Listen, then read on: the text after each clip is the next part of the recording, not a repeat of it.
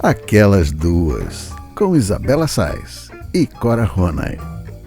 Alô, alô, queridos ouvintes, muito bom dia, boa tarde, boa noite. Começando mais uma edição do Aquelas Duas Podcast, comigo, Isabela Sais, e com minha querida amiga Cora Ronay, que já está aqui a postos. E aí, Corinha, tudo bem? Tudo tranquilo, tudo nos mais perfeitos conformes. Nem tão perfeitos assim? Não, porque eu ainda estou sob o impacto do discurso do nosso todos. presidente na ONU. Estamos todos, Cora. Que, para variar, foi mais uma oportunidade jogada fora.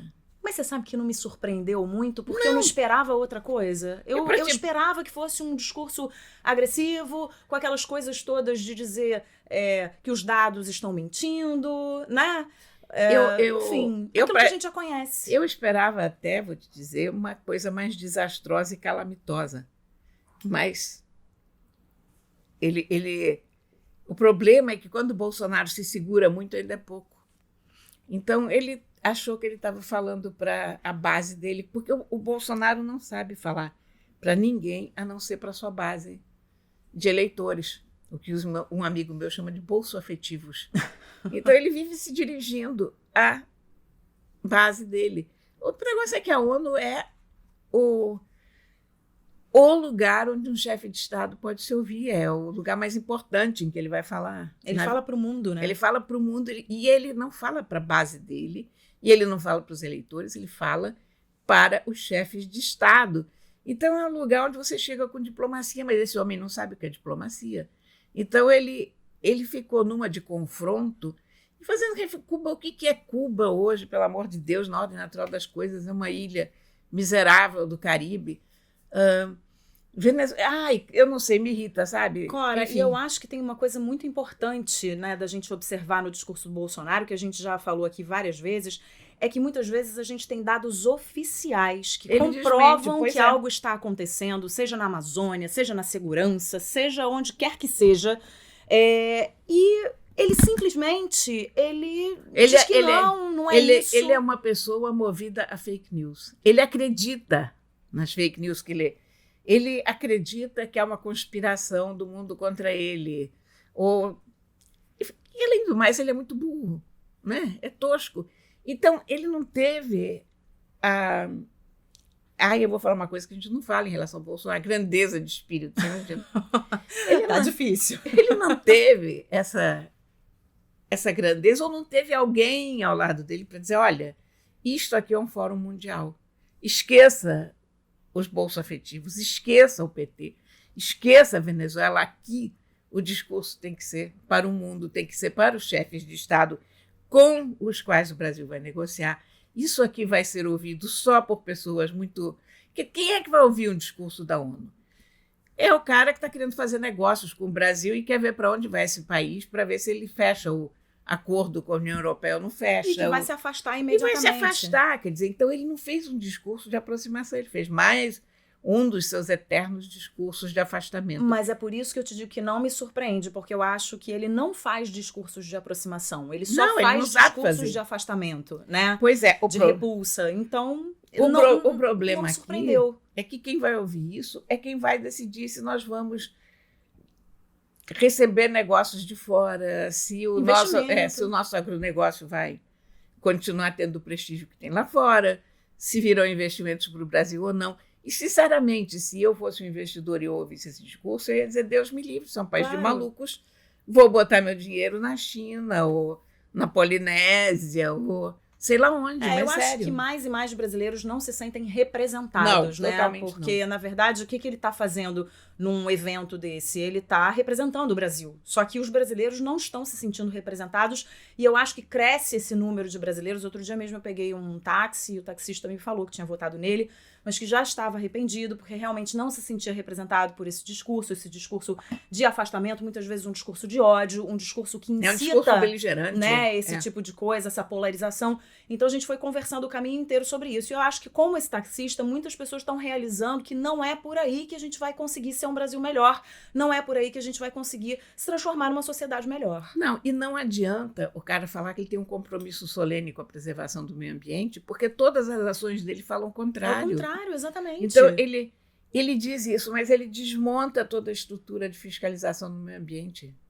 Ele desautoriza o IBAMA, ele demite o diretor do INPE, enfim. Ele diz uma coisa que ele não faz, as pessoas também não são idiotas. Então, enfim, quer dizer, vamos mudar de assunto. Não dá para levar a sério. Sinceramente, dá um cansaço isso. Sabe? Dá um cansaço e dá vontade de perguntar em que mundo você vive, né? Em que país você vive, né? De que país você é presidente, porque desse aqui não parece. Ele é presidente dos bolsominions, dos bolsoafetivos. Do mundo dele. Do mundo dele. Que é um planeta esquisito, rancoroso e ressentido. E é por isso que eu quero mudar de assunto. Vamos mudar de assunto, vamos começar de fato esse programa, Corinha. A gente começa o programa de hoje com o seguinte. No dia 10 de setembro, a jornalista Ruth de Aquino, do jornal O Globo, publicou um artigo cujo título ela já lamentava no início da matéria. Nagila achava que bastava ser mulher para ganhar de Neymar. Logo na primeira parte do texto, a jornalista se explica. Diz que com o grande número de mulheres vítimas de violência de todos os tipos, diariamente, praticada por homens, famosos ou não, é duro reconhecer que elas podem ser aproveitadoras. Assim como é difícil admitir que um inocente pode ser condenado por um crime que não cometeu por conta da palavra da mulher, que na nossa sociedade, hoje, vale mais que a do homem. E o motivo para isso é simples. A mulher costuma ser a vítima, o homem, o algoz. Ruth nos relembra da denúncia, da conversa e das fotos vazadas, do vídeo divulgado, do suposto arrombamento e roubo das provas. Ressalta que a Polícia Federal de São Paulo concluiu que não houve estupro e acusou Nagila de extorsão, fraude processual e denúncia caluniosa. Ela lembra também que assim que o caso surgiu na mídia, virou quase uma novela, a maioria das pessoas demonizando o Neymar. Não que ela achasse que ele deveria ser absolvido, afinal ela não tinha acesso às provas do caso, mas achava errado colocar o Neymar como vilão de cara e santificar a modelo. A jornalista então relembra um caso que ela contou numa de suas colunas da revista Época, que chamou de A Palavra e o Sexo. Era a história de um garçom, imigrante marroquino, em Paris, que se apaixonou por uma belga. A relação não deu certo e eles se separaram. Certo dia, a belga ligou para ele pedindo para se encontrarem e discutirem a relação. Eles beberam, foram para a cama e no dia seguinte, ela o acusou de estupro. Mesmo sem provas, ele acabou condenado a 3 anos de prisão. E aí ela conclui: a lei hoje, na maioria dos países, é rigorosa em casos de suspeita de abuso sexual. A palavra do homem vale bem menos que a palavra da mulher. O texto é longo, continua, mas a história é essa, e Ruth chama a atenção para o grande desserviço das mulheres que prestam falso testemunho e dizem ter sido vítimas de violência, o que, infelizmente, é mesmo tão comum. E isso é muito sério, né, Cora? Porque eu acho que falso testemunho, seja de uma mulher em referência a um homem, ou seja de um homem em referência a uma mulher, tanto faz. É muito grave, porque você acaba condenando, existe a chance de você condenar uma pessoa por uma coisa que ela não fez. Eu acho que a questão da reparação histórica, que é o que está na base disso, porque durante tanto tempo as mulheres foram injustiçadas, durante tantos séculos. Você se lembra que antigamente um homem matava uma mulher e era um crime de honra, então ele era absolvido porque a honra dele tinha supostamente ficado manchada. Quer dizer, um homem podia fazer o que quisesse com a mulher. Briga de marido e mulher, não se deve meter a colher. Enfim, durante muitos séculos o mundo foi muito injusto com as mulheres. Agora, o que eu sinto é que a gente está começando a viver o reverso dessa medalha. Uma inversão dessa situação, O mundo está começando a ficar muito, muito injusto com os homens, porque a palavra de qualquer mulher já não é discutida em relação ao que um homem faz ou deixa de fazer. E eu não sei, eu fico muito desconfortável com isso, porque eu acho que uma injustiça não se corrige com outra injustiça. Porque não existe, eu escrevi sobre isso no Facebook, eu disse que não existe esse ente genérico, os homens. Aquela coisa, você se lembra, teve a coisa do o seu estuprador, o meu primeiro assédio, não sei o quê, como se todo homem fosse um estuprador em potencial.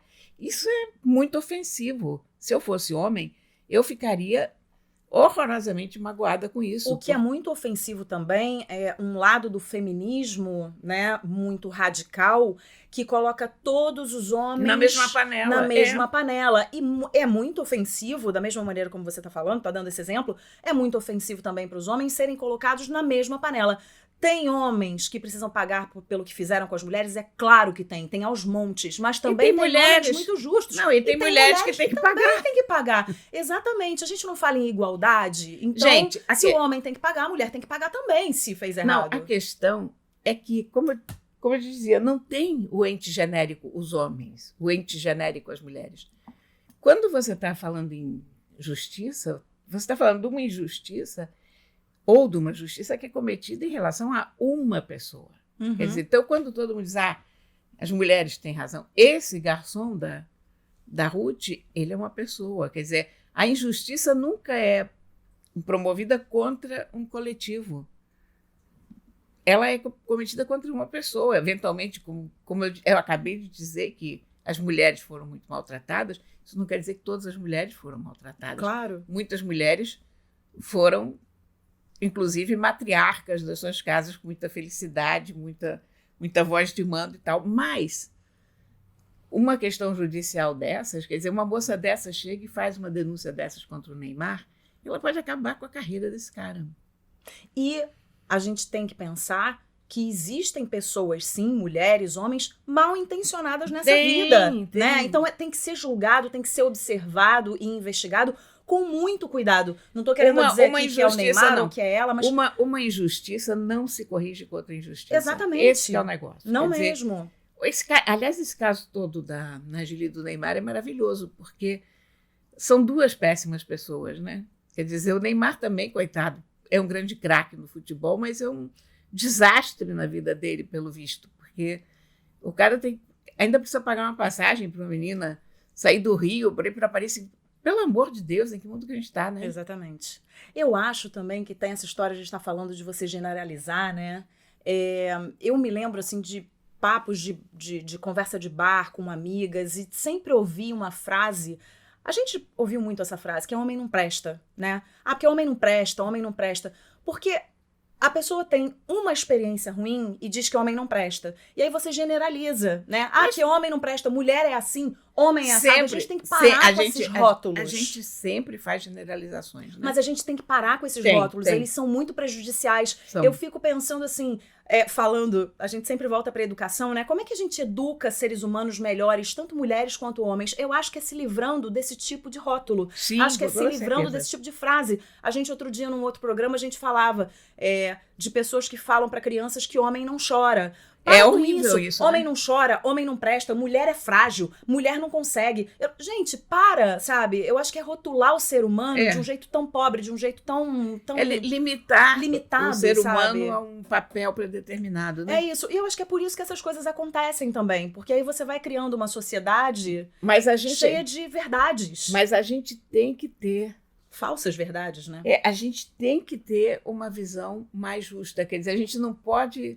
resolver os problemas do passado errando no presente porque o passado foi errado. Claro que não. Sabe? Então, o movimento Me Too foi muito importante, mas pegou pessoas também que não tinham nenhuma culpa, acabou com carreiras que não deveriam ter sido acabadas, enfim. É complicado isso, né? A gente tem que prestar atenção. Em geral, as vítimas têm razão, mas nem sempre. Sim, Quer dizer, a gente tem que acreditar na palavra da vítima, mas nem sempre. Ou tem que acreditar com o pé atrás também, porque pode ser que essa pessoa que se põe como vítima, afinal, não tenha sido vítima. Sim, e eu acho que tudo é possível.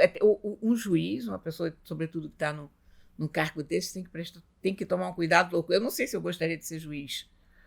Aliás, eu não gostaria nada de ser juiz. Eu não gostaria também. É muito difícil, né? Como é que você vai entender o que aconteceu, e num caso desses é muito complicado. E eu acho que você fragiliza demais também o grupo, né? Então você fala, quando você começa a rotular, quando você começa a acreditar que você dá menos valor à palavra do homem e mais valor à palavra da mulher. Quando o homem entra num tribunal condenado por ser homem, já de cara, isso é tão errado quando uma mulher enfrentava uma situação dessas, exatamente, condenada e você só por ser mulher. E sabe o que você faz com essas pessoas? Você fragiliza demais essas pessoas. Então você pega homens hoje que são homens de bem, são homens bem criados e que estão com muito medo de se relacionar porque não sabem o que vai acontecer. E mulheres também que estão com medo de se relacionar com homens que ficam com medo do que pode acontecer, porque tem assédio, porque tem isso. Então a gente eu acho que tem que baixar um pouco a bola e enxergar também o ser humano em sua individualidade. Somos um grupo? Somos. Mas não dá pra você colocar todo mundo no mesmo barco, porque não tá todo mundo no mesmo barco. Não foi todo mundo criado da mesma maneira, né? E eu vou te dizer uma coisa, que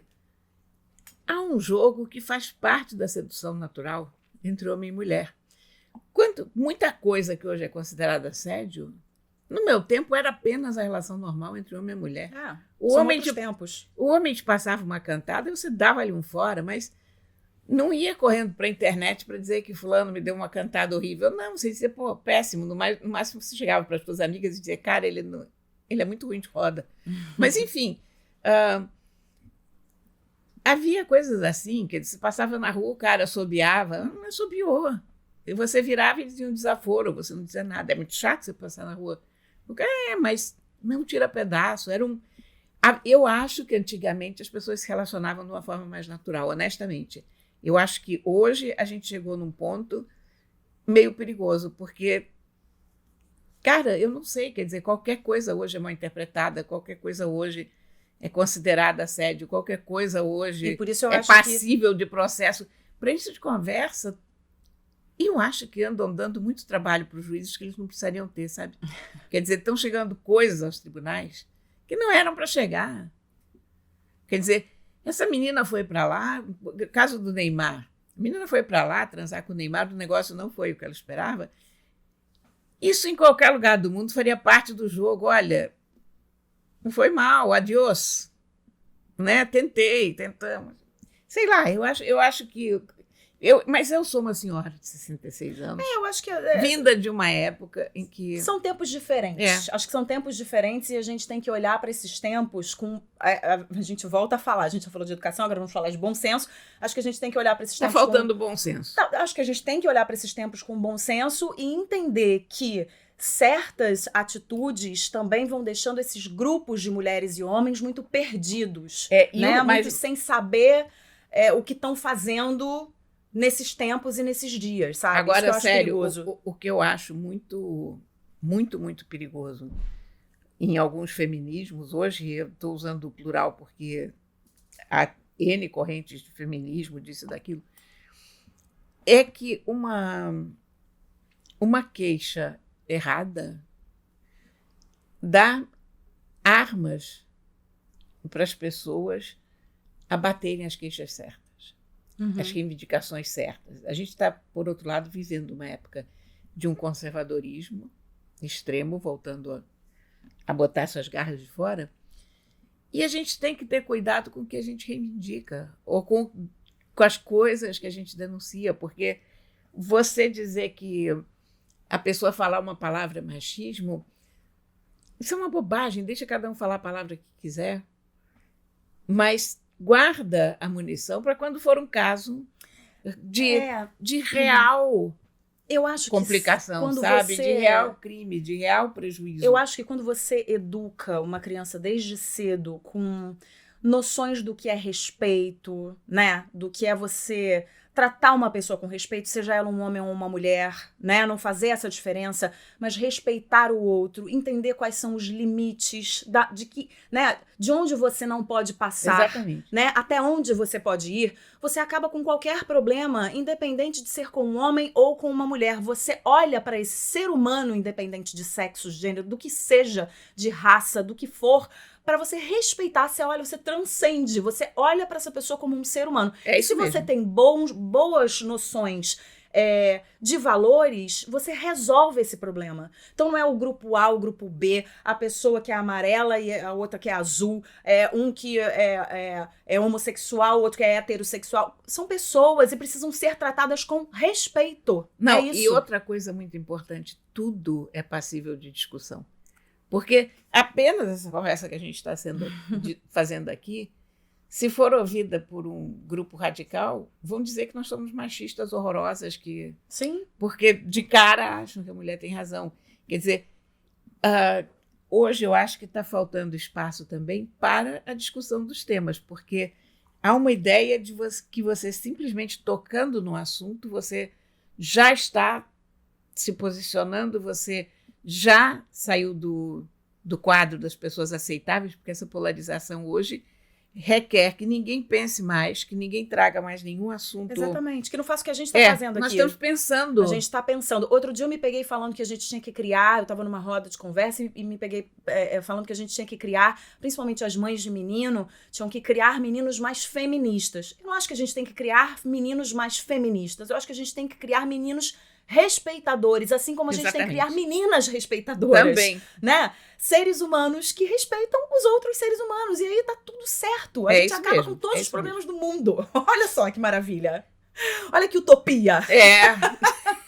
Eu estava pensando aqui. Não é?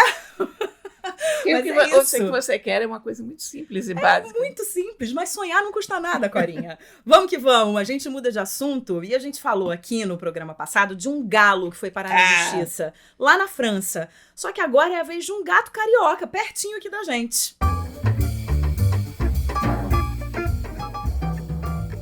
Ok, eu vou dizer o seguinte, é o gato Rubinho. Você conhece a história desse gato? Você acompanhava a história desse gato? Eu não acompanhava a história desse gato. A história desse gato é uma África, porque esse gato... Eu tenho uma série de fotos que eu ponho no Instagram de vez em quando, que eu chamo de gatos que ralam. É sempre aquele gato que está deitado em cima do balcão, ou o gato que está deitado num cantinho da loja, e o Rubinho é um gato que rala. O Rubinho trabalha numa loja lá nesse shopping em Copacabana. Mas o Rubinho rala, mas nas horas vagas o Rubinho passeia. Eita, falar em Rubinho, gato, né? Nós temos aqui a Matilda, que acabou de passar aqui derrubando tudo, porque tá com ciúme, que a gente tá falando do Rubinho. Ô, Matilda, passa Matilda, fora. pra lá, vai. Vai pra lá. Olha lá, e ela reclama, gente. Agora vem com a água. Eu vim com a minha arma antigato, porque senão a gente não consegue gravar isso. A arma antigato é um jato de água que a gente direciona sutilmente na direção do gato. E eles somem imediatamente. Mas voltando ao Rubinho. Então, voltando ao Rubinho. O Rubinho trabalha numa loja há 10 anos. E o Rubinho anda pela galeria toda. E as pessoas adoram o Rubinho. O Rubinho é um gato muito bonzinho, ele fica andando para cá, para lá e tal. E os síndicos do condomínio decidiram que o Rubinho não podia mais andar sem coleira. Você já viu gato na coleira? Não. São raríssimos. Raríssimos. E você imagina se o dono do Rubinho... O dono não, desculpa. O tutor. O humano do Rubinho. Hoje em dia é tutor. O humano. Não, porque, claro, a gente não é dono, eles são donos da gente, né? Mas você imagina se ele ia ter tempo de sair da sua loja carregando o Rubinho por coleiro. Gato não é um animal de coleiro. O gato anda por onde ele quer, não é por onde a gente quer levar. Então proibiram o Rubinho de andar. Então o Rubinho ficou fechado na loja. Bom, isso causou uma revolta entre as pessoas da galeria e o dono da galeria começou um abaixo-assinado pela liberdade de ir e vir do Rubinho. E um casal de advogados entrou na justiça para garantir a liberdade do Rubinho e o Rubinho ganhou. Olha que maravilha. Pronto, eu conheço o Rubinho. Você conhece o Rubinho? Você já claro, teve com ele? Eu, quando começou... eu antes disso, eu já tinha passado lá para uma galeria meio pequena. Você vai lá só quando você precisa de uma coisa assim muito específica, um aviamento, uma coisa assim. Não é uma dessas galerias muito grandes. Eu tinha encontrado o Rubinho há alguns anos, sem saber que o Rubinho era o Rubinho. Eu estava na galeria e vi esse gato, é claro que eu fui lá e conversei com ele. E depois, quando começou essa coisa, eu fui lá visitar o Rubinho, lógico, né? Mas o Rubinho não quis papo comigo. Ele te esnobou? Ele me ignorou. Te ignorou? É. Agora, você sabe, Cora, que essa proibição, ela provoca uma certa estranheza, porque hoje, aqui no Rio, você tem cada vez mais lugares que são pet-friendly, né? Claro. Cada vez mais shoppings, mais restaurantes e tudo. E aí você vai totalmente na contramão desses estabelecimentos que estão permitindo que as pessoas levem os seus animais de estimação. Olha esse dado. O Brasil tem hoje 52 milhões de cachorros e 22 milhões de gatos, sendo o quarto colocado em número de animais de estimação no mundo todo. Então, há de se olhar para a vida desses animais, mas né? Você sabe de uma coisa? A qualidade de vida eu desses acho que animais. o número de gatos é sempre subnotificado. Você acha que tem mais? Eu acho que tem mais, porque o cachorro você sempre vê na rua. O gato está no apartamento, né? Todo mundo passeia com os seus cachorros. Então, se você olhar uma praça, ou olhar o mundo em geral, você vai dizer as pessoas têm cachorro, mas não têm gato. É verdade. Negativo, é que o gato está dentro de casa, sabe? Então, em geral, quem tem um gato não tem apenas um gato. Em geral, quem tem um gato tem 2 gatos ou 3. Ou 8, né? Algumas pessoas malucas têm 8. Algumas pessoas têm 8. Eu conheço uma. É. A Cora. Conhece a Cora, acho que sim. Rony? Conhece? Colunista do Jornal Globo. Sei. Já ouvi falar. Ótimos, menina. Adoro ela. Agora, Cora, não sei se você acompanhou também, teve uma polêmica aí de um projeto de lei que permite que cães frequentem as praias do Rio, porque era proibido, né? Isso também é super polêmico, mas acho que tinha que ser permitido. Pois é, eu fico um pouco na dúvida pelo seguinte, porque você é mãe de filho pequeno. Hã? Você é mãe de filho pequeno. Não, imagina, eu tenho cachorro, meu cachorro lambe a cara do meu filho, tá tudo certo. Mas o que eu fico pensando é o seguinte, essa lei, ela prevê que a prefeitura crie faixas separadas para os visitantes de 4 patas, entendeu? Eu acho isso bom. Pois é, mas você acha que vai ser respeitado? Não, acho. Claro que não, mas... Não acho. O Rio de Janeiro... Sim, mas não pode jogar tese... frescobol ali. Tá mas todo mundo jogando frescobol ali. Mas mas o que eu acho importante é que se permita aos cães ir à praia. Não, eu acho importantíssimo, Sabe, mas porque... eu prefiro que você estipule um horário. Por exemplo, os cães podem ir à praia entre 6 e 8 da manhã. Isso é pior. Mas não é mais fácil controlar você fazer uma faixa para o cão? E outra coisa, a prefeitura tem que fiscalizar a vacinação desses animais. Como é que vai ser feito isso? Não vai ser feito isso, Corinha.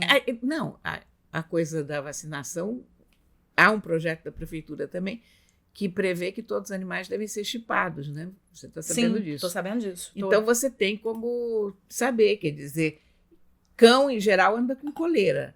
Aí seria fácil ter uma coisinha pendurada na coleira que fosse fornecida pelo veterinário ou sei lá, porque a autoridade sanitária dizendo vacinado em data tal, quer dizer, uma coisa, uma plaquinha de alumínio ou qualquer coisa, isso não deve ser difícil de fazer. A história dos cachorros na praia, eu fico dividida, não acho que deve ser totalmente permitido, acho que tem que ter ou uma separação ou um horário.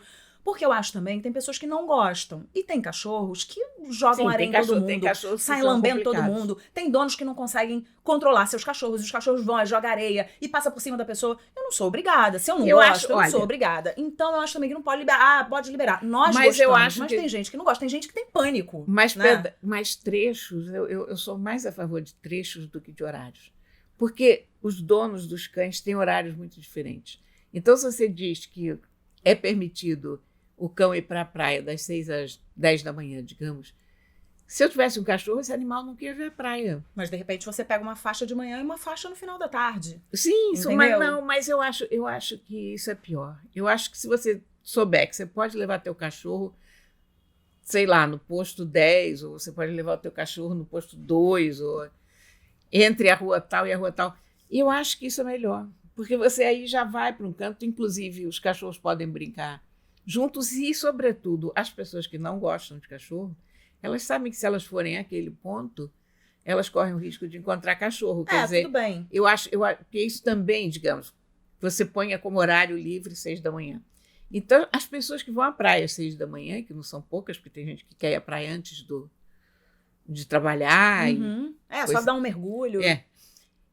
Essas pessoas não vão ficar privadas de a praia porque aquele é o horário dos cachorros, digamos. Se você definir... Essa ideia que você deu aí, de você definir um posto, no posto tal, no posto 10 ou no posto 8, você pode levar de tal hora a tal hora, ou então o dia inteiro é liberado no posto 8 ou na praia eu acho que isso resolveria bastante, mas eu acho que numa cidade calorenta como o Rio, você proibir cães de ir à praia, acho cruel, porque tem cão que você vê que ama tanto. Labradores, por exemplo, água, como né? eles gostam de água, né? Sim.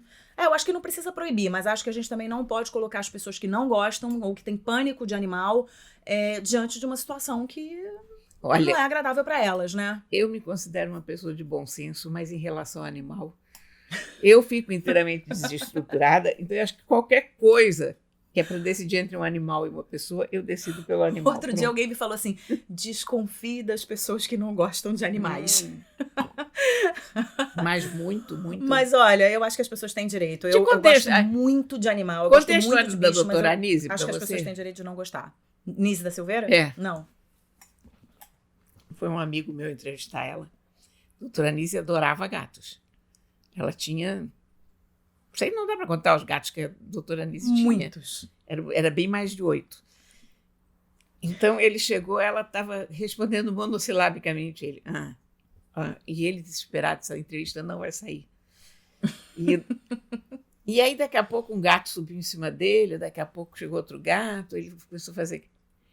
Daqui a pouco ela disse, sim, meu filho, então o que você quer saber? E aí, ela abriu a matraca, tiveram uma longa... E aí, a certa altura, ele perguntou, agora entendi, porque quando eu cheguei, a senhora não estava me dizendo nada. E a gente está conversando tanto. A senhora queria ver se eu era bom com os gatos, né? Se eu gostava dos gatos. Ela disse, não, eu queria ver o que eles achavam de você. Olha, é mais ou menos isso. Esse risco eu não corro porque os gatos da Cora todos me amam. Tem alguns que ficam escondidos, mas uns vêm me dar bom dia, boa tarde, boa noite, né? Eles não ficam escondidos realmente por tua causa, é porque é a hora que eles dormem, né? Mas tem outros que são mais dados. O Toró e a Matilda e a Flor, por exemplo, se dão o trabalho de acordar especificamente para você. Então, Exatamente. isso é uma grande honra. Aí eles vêm aqui conversar comigo, adoro, gente. Muito bem, vamos mudar de assunto e a gente fala agora de tecnologia e comportamento.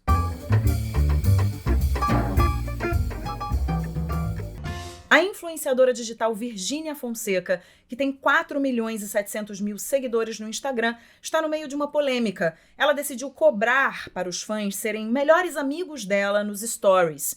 Pois é, quem paga R$ 14,90 tem acesso a um conteúdo exclusivo nas redes, como stories e lives. Com o Best Friends, ela tem certeza de que quem está lá gosta dela e quer mesmo as suas dicas. A assinatura é mensal, pode ser feita no cartão de crédito e tem valor promocional para os 500 primeiros assinantes.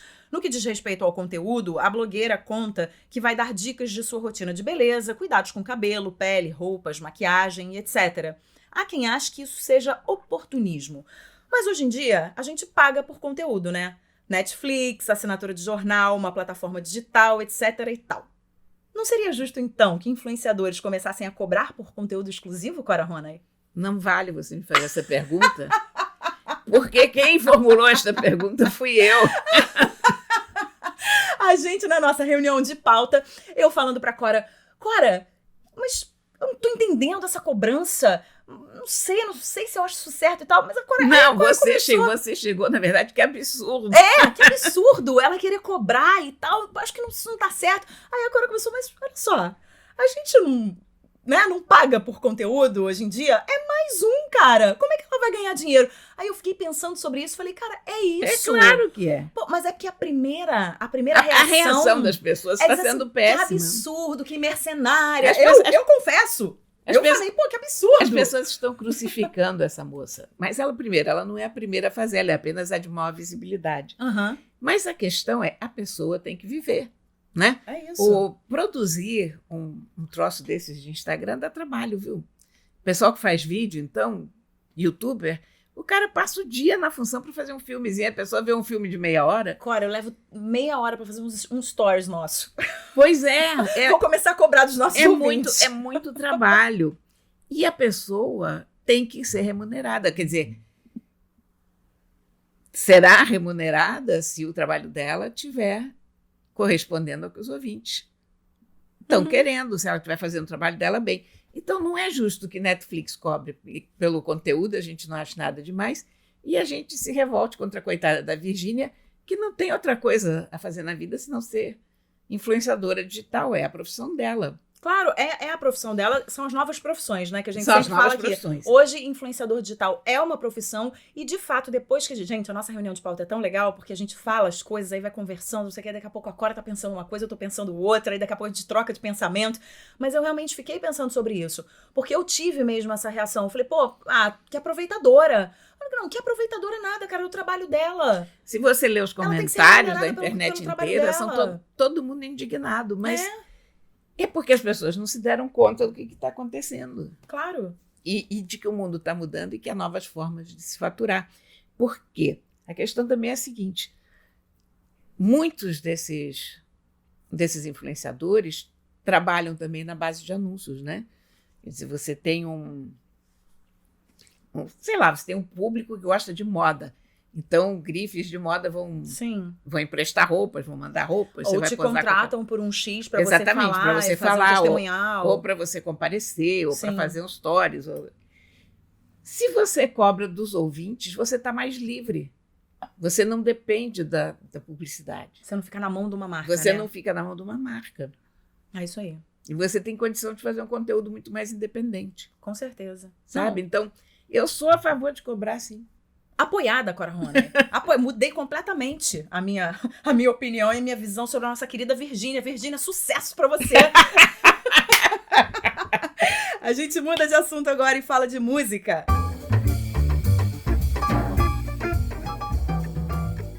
Você sabia que o Brasil é o país que mais ouve Iron Maiden no mundo?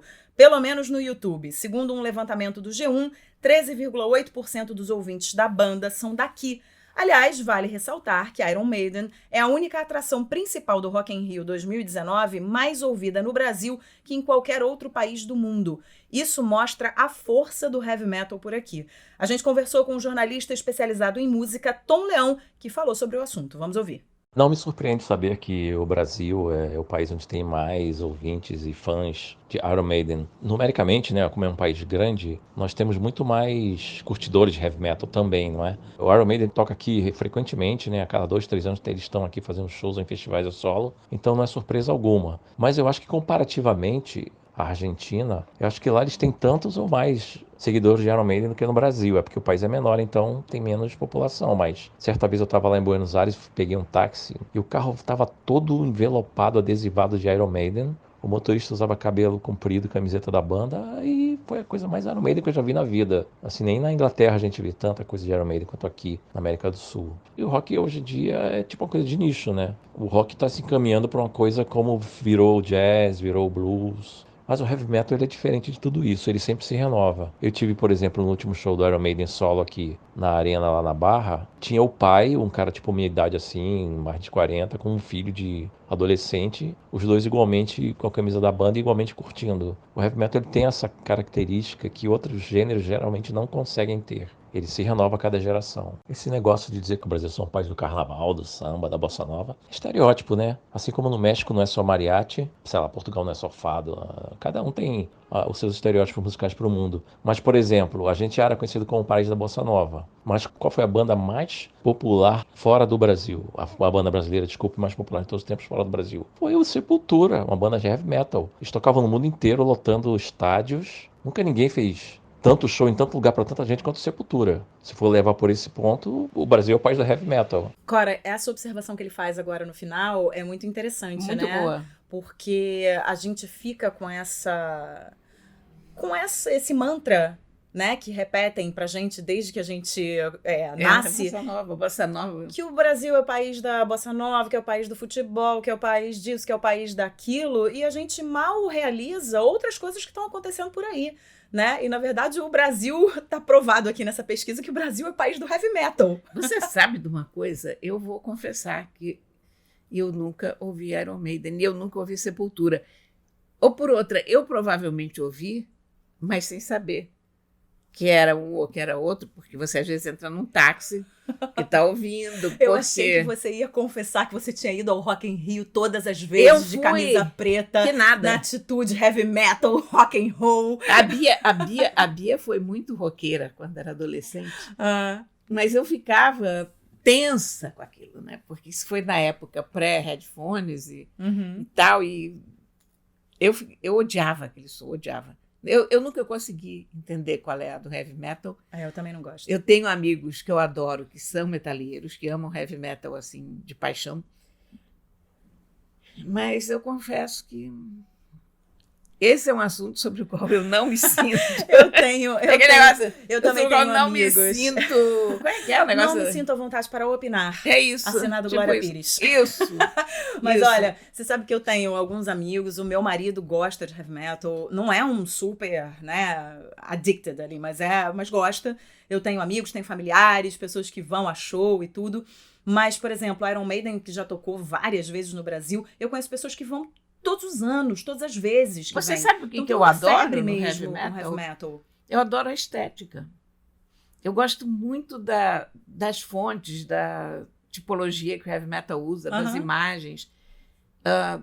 Eu usaria sem nenhum problema qualquer camiseta de heavy metal, porque eu acho a estética muito boa. E a identidade do metaleiro, né? Ela é muito clara, né? E de um modo geral, eu vou te dizer que os metaleiros que eu conheci, os meus amigos que gostam de heavy metal, são pessoas muito legais. Pessoas amáveis, maravilhosas. Muito legais. Contradizem muito aquela ideia preconcebida que a gente tem de que o roqueiro é uma pessoa sinistra ou mal, agressiva. Exatamente. Não, pelo contrário. Exatamente. E ele falou uma coisa muito curiosa também do carro adesivado, né? Que ele falou Isso, que ele foi adorei pra isso, Buenos Aires e o carro estava adesivado. E eu fiquei pensando assim, realmente, né? Brasil é o país da bossa nova. Que carro é adesivado com o João Gilberto, com o Tom Jobim, Vinícius de Moraes? Não tem, gente. Não é? A gente não encontra isso. Não, mas aí eu acho que aí entra uma coisa comercial também, porque evidentemente que deve ter alguma coisa de publicidade, de bandas assim, de shows e tal, que vai ver que aquele carro foi adesivado na época de um show do Iron Maiden lá claro. E o cara era fã e nunca tirou aquele negócio. Não, claro, com certeza, mas eu tô falando de uma atitude mesmo. Você usa o seu tempo e gasta a sua energia para preparar um carro inteiro com esse tema, né? Mas... E você também usa seu tempo, sua energia para passar... É porque o heavy metal, isso que ele tava falando, é uma coisa que é passada de geração em geração, né? Então você é metaleiro e o seu filho vai ser um metaleirinho, não tem jeito. O meu marido tem um amigo super bacana e ele adora rock pesado e tal. E aí o menino é super amante de rock, claro. Assim, de rock pesadão. Então é uma coisa que passa, né, de pai para filho, que você vê no show, muito bonitinha aquela imagem do menino né, aqui em cima do ombro do pai, vendo. Mas você quer ver uma coisa? Show. A minha irmã é professora de música e ela é flautista barroca e tal. Volta e meia tem gente ensaiando música barroca na casa dela. E o meu sobrinho neto, o Theo, Xará, meu filhote, que está com 5 anos, eu acho. O Theo é expert em instrumentos barrocos. Quer dizer, se ele chega num lugar que tem uma teorba, ele vai dizer, que teorba bonita, que viola da gamba maravilhosa. E vai olhar, você falar, hein? E vai olhar para um teclado e vai perguntar, e isso aí como é que chama? O que é isso que eu nunca vi? Está fora do universo dele, né? Sim. Então, a criança também responde muito aos estímulos que tem em casa, né? Agora, eu honestamente, agora a coisa da bossa nova que você falou, e o Tom também falou, nessa coisa da gente dizer que o Brasil é o país da bossa nova, eu acho isso a generalização das generalizações e acho que é um mito de uma pequena elite da Zona Sul, sabe? Porque o Brasil gosta mesmo de sertanejo. Exatamente, o Brasil muito mais do sertanejo do que da bossa nova. A bossa nova toca em barzinhos da Zona Sul, de elite, hein? E olha lá. É isso. É um movimento urbano, burguês, porque o pessoal está mesmo ouvindo sertanejo. É isso. O Brasil, se a gente for falar que é o país de alguma coisa, é o país do sertanejo muito universitário, mais. Enfim, sofrências, é muito isso mais. Aí que o pessoal ouve. Aliás, não há nada melhor do que ir à Feira de São Cristóvão, fazer ali é muito bom. Ficar cantando ali no videokê e cantar Evidências. É a coisa que eu mais gosto. Uma das coisas que eu mais gosto. Quero me divertir. Vamos para a Feira de São Cristóvão cantar no videokê Evidências. Vamos comigo, Cora, um dia? Vou, com uma prazer. Mas você vai cantar. Eu cantar não vou, mas eu vou ouvir. Eu já não consigo. Não, cantar não vou. Tá bom. Não vou cantar, mas eu adoro a Feira de São Cristóvão. Acho um dos lugares mais divertidos do Rio. Gente, é o seguinte, eu quero convidar vocês para irem no nosso perfil do Instagram e lançar a hashtag CantaCora. Canta Cora ou Cora canta. Como vocês preferirem. Not really. Eu tenho um controle zero da voz, que é coisa que a gente percebe quando me ouve falar. Não consigo me controlar. E cantar, então, é uma miséria. Miséria nada. Você não faz ideia. Ontem eu estava ouvindo aqui o Bela Filha dell'Amore, que é o quarteto do Rigoletto, e de repente eu não me contive, comecei a cantar um pedacinho junto. Os gatos saíram espavoridos da sala. Acharam que estava acontecendo uma coisa muito Quando séria. isso acontecer, me liga, Cora. Canta comigo no telefone.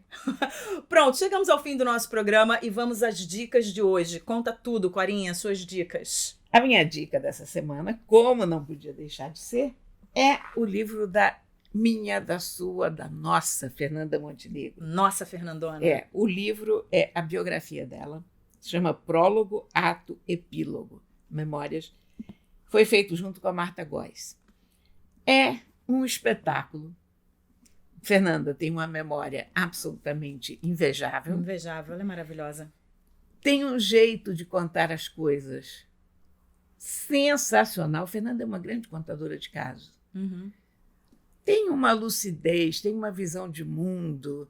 A Fernanda, as pessoas conhecem o lado atriz da Fernanda. A Fernanda é uma intelectual poderosa, é uma pensadora do Brasil, é uma trabalhadora incansável da cultura.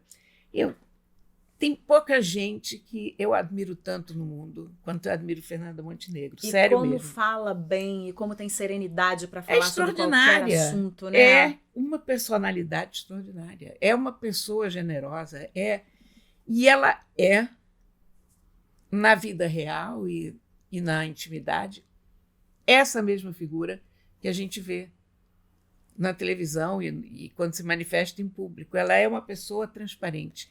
E eu amo a Fernanda. Eu também amo a Fernanda e é muito triste a gente ter que lidar com a notícia de que o Roberto Alvim, diretor de artes cênicas da Funarte, chamou a Fernanda esses dias de sórdida, mentirosa, por conta de uma foto da Fernanda que fazia referência à censura.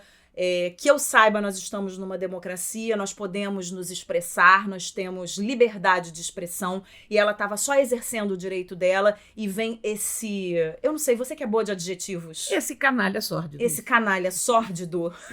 E fala uma coisa Esse de Fernanda biltre. Montenegro. Nem Fernanda Montenegro está conseguindo escapar dessas trevas, né, que a gente está vivendo, esse mundo de trevas que a gente está vivendo atualmente, né? O maior problema desse governo não é a incompetência.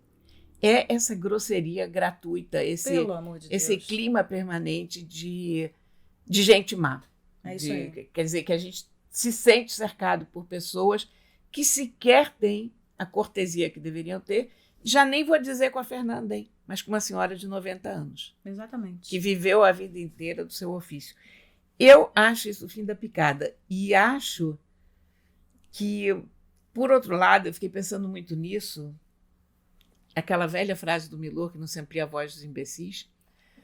E eu fiquei pensando muito nisso, digo, gente, a gente devia não falar desse cara, mas esse cara é um sujeito que está sendo pago com o nosso dinheiro para exercer uma função para a qual, obviamente, ele não está qualificado. A gente tem que falar. Porque uma pessoa de teatro, sobretudo uma pessoa de teatro, não pode falar nada de Fernanda.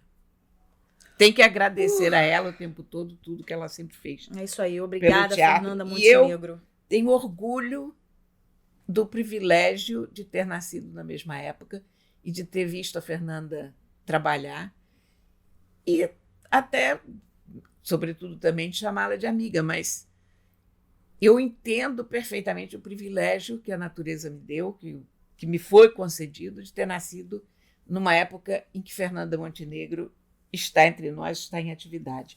Então, pronto. É isso aí. Eu acho que a gente tem que falar sim. Eu acho que a gente não pode dar voz, né? E fazer... Não se deve ampliar a voz dos imbecis. Ampliar a voz dos imbecis, mas em certos casos a gente tem que falar. Mas imbecis pagos com o meu dinheiro. Exatamente. Estamos pagando o salário desse imbecil, então eu vou falar desse imbecil, sim. E que ele volte às trevas de onde nunca deveria ter saído. É isso aí, Corinha. Pronto. Mais alguma dica? Sim, tem outras dicas. Olha quanta dica. Lá vem ela. Tem um livrinho delicioso, delicioso, que foi lançado pela Todavia, que se chama A Vida pela Frente, escrito por Émile Ajar. Émile Ajar é o Romain Gary, foi um pseudônimo que ele usou para concorrer ao concurso, porque ele já não podia, não era mais um jovem escritor nem nada. Mas o livro é delicioso, é muito bom, é o mundo visto por uma criança, mas é uma criança que não fala como criança. Ah, que legal. É um livro delicioso de ler. Eu recomendo muito a todos. A Vida pela Frente, muito bom, de Émile Ajar, da editora Todavia, aqui, tradução de André Teles. Leiam, porque é um livro adorável. Eu li esse livro há muitos e muitos anos, estou relendo com uma alegria enorme. O livro não envelheceu nada, pelo contrário, o livro ganhou muito em atualidade. Ah, que legal, deve ser demais. É sensacional, um grande, grande livro. Lerei. Que mais? A minha Tô vendo outra... que tem uma fila aí de livros, gente, hoje. Eu tenho 3 dicas, porque a outra dica que chegou ontem. Olha, Darwin, falamos de Darwin na Pois semana é. passada e vamos falar aqui Então, de novo. esse livro eu não li ainda, então já estou aqui recomendando um livro que eu não li, porque não tem como não recomendar. Não, que é lindo, tem uma capa maravilhosa. Não, o livro se chama Darwin por Darwin. E o que ele é? Ele é um panorama da vida e da obra do Darwin através dos escritos dele. Ah, legal. Darwin escrevia muito volumosamente. Então, o que foi feito aqui é que Janet Browne, que fez essa antologia, ela pegou trechos do Darwin. Então, seleção sexual, por exemplo, origens humanas, desígnio e livre-arbítrio, Nossa, deve ser seleção, demais isso. a origem das espécies, enfim, coisas que Darwin escreveu, mas pequenos tópicos sobre esses temas maiores. Então, é ótimo. Se você nunca leu Darwin, esse é um belo começo. E que ajudam a gente a entender a espécie humana, né? O que eu acho mais incrível. É uma edição da Zahar e foi traduzido pela Maria Luísa Borges, a minha amiga Maria Luísa Borges, que eu nunca vi uma pessoa para trabalhar tanto, porque cada segundo livro que eu pego foi traduzido pela Maria Luísa Borges. Muito Mas bem. esse livro, eu não li, mas tenho certeza que é um espetáculo, porque eu li Darwin há muitos anos, muito Darwin, e o homem realmente sabia escrever. E essa antologia, pela folhada que eu andei dentro, merece muito a nossa atenção. Maravilha. Então, o nosso ouvinte pode ler o livro e ir na exposição que eu indiquei no programa passado. Se Exatamente. você não viu a indicação, não vou dar nesse aqui, porque eu vou fazer você ir lá no programa passado para ouvir, tá? É isso, gente. Olha, Não aliás, vou falar da tem exposição vários aqui. programas passados para ouvir. Tem muitos programas, dá pra Pode fazer- maratonar. Dá pra maratonar. Já tem pode programa, fazer uma maratona da gente. Tem programa demais. E olha, pra gente finalizar as dicas de livro, eu também tenho dica de livro. Na verdade, é uma coleção para crianças que se chama Filosofinhos.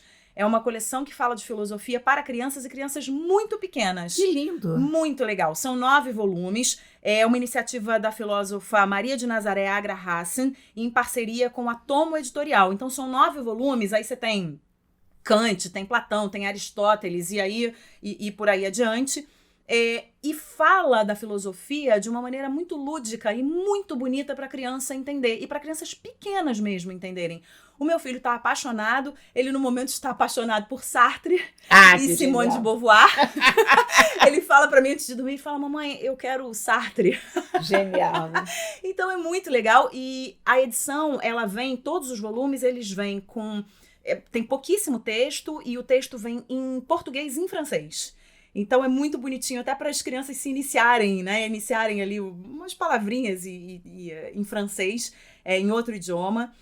Então essa é a minha dica. São 9 volumes, eles não são caros, eles são baratos, então dá para dar de presente, dá para comprar para seu filho, para sua filha, e é uma delícia de ler junto. E você também vai descobrindo mais sobre esses filósofos, né, junto com as crianças. Então tá aí, ó, temos uma biblioteca hoje. Temos, hoje realmente... Não é? Nossas dicas foram todas de livro. E eu quero saber, você quer fechar com alguma música? Na verdade, a gente não vai tocar música, mas a gente vai botar na nossa playlist, que temos uma playlist, gente, no Spotify. Tem uma música, o Joaquim Ferreira dos Santos escreveu uma coluna inteira sobre uma música da Adriana Calcanhoto, que eu adoro. E a música se chama Era Pra Ser. E é uma lindíssima canção de amor. E tem até umas guitarras portuguesas por trás, tem uma melancolia. E é linda. É uma música muito, muito bonita. Então eu recomendo a todos que ouçam essa canção maravilhosa da Adriana Calcanhoto. Muito bem, Era Pra Ser. A gente vai botar já na nossa playlist. E a minha dica, que eu já coloquei algumas músicas lá, é de um grupo de ska francês que eu adoro, que se chama, pra gente aqui no Brasil, Trio, mas se chama Trio.